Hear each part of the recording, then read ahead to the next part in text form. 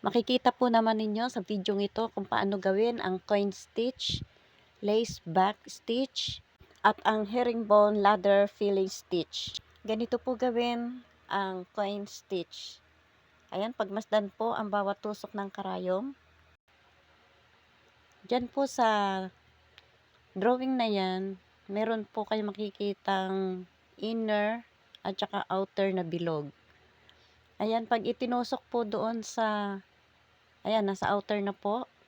Pag itinusok po diyan sa outer, isasabit po yung pinakadulo ng punong sinulid doon sa dulo ng karayom. Yan. Itinusok naman po doon sa gitna at lumabas ang karayom doon sa inner na guhit, ay na bilog.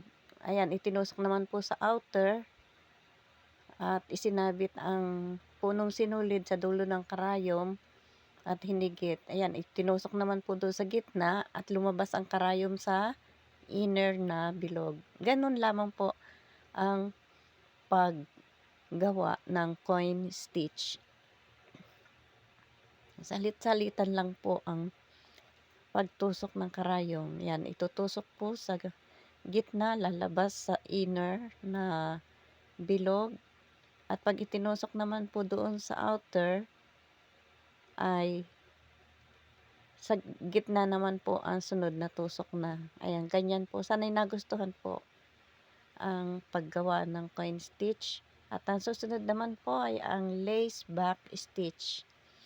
Ayan, may gabay po na guhit diyan at yan po ay unang gagawin na back stitch.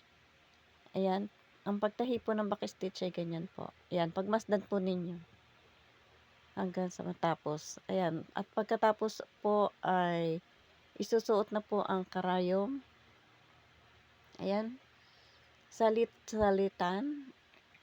Ayan, pataas, pababa. Diyan po sa bawat tahi po ng back stitch, diyan po isusuot ang karayom. Yan. Ganyan po ang paggawa ng lace back stitch. Madali pong sundan. At ang susunod naman po ay ang herringbone ladder filling stitch. Ayan. Sa una po ay gagawa po ulit ng back stitch.